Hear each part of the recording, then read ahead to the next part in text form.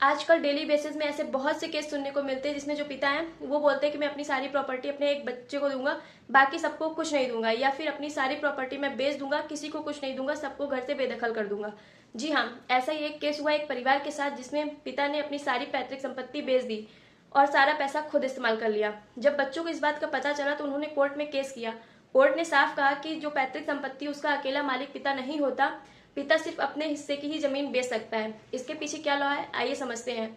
जो प्रॉपर्टी होती है वो दो तरीके की होती है, एक होती है सेल्फ एंड प्रॉपर्टी, तो दूसरी होती है एंसेस्टर प्रॉपर्टी। मतलब एक खुद की कमाई प्रॉपर्टी होती है और दूसरी पैतृक संपत्ति होती है। तो जो सेल्फ एंड प्रॉपर्टी होती है उसको पिता कुछ भी कर सकता है, बेच सकता है, दान में दे सकता है, या किसी अपने एक बेटे को दे सकता है, इस पर उसका खुद का अधिकार है। लेकिन जो पैतृक संपत्ति होती है इसमें सबका बराबर का अधिकार होता है। मान लीजिए आप 3 भाई बहन हैं और आपके पिताजी, तो वो प्रॉपर्टी 4 भाग में डिवाइड होगी। 1/4 पे सबका इक्वल राइट होगा, मतलब सब बराबर के हिस्सेदार होंगे। बेटा हो या बेटी, जन्म से ही उनका जन्मसिद्ध अधिकार होता है उस प्रॉपर्टी पे। तो पैतृक संपत्ति पे सबका अधिकार होता है, कोई अकेले उस प्रॉपर्टी को नहीं बेच सकता। और अगर पिता ने वो प्रॉपर्टी बेच दी तो बच्चे जाके कोर्ट में केस कर सकते हैं, बिक्री रद्द करवा सकते हैं, खरीदार को भी पूरा अधिकार नहीं मिलेगा। तो अगली बार से ध्यान रखिए, जो पैतृक संपत्ति होती है उसमें इमोशन नहीं, कानून चलता है।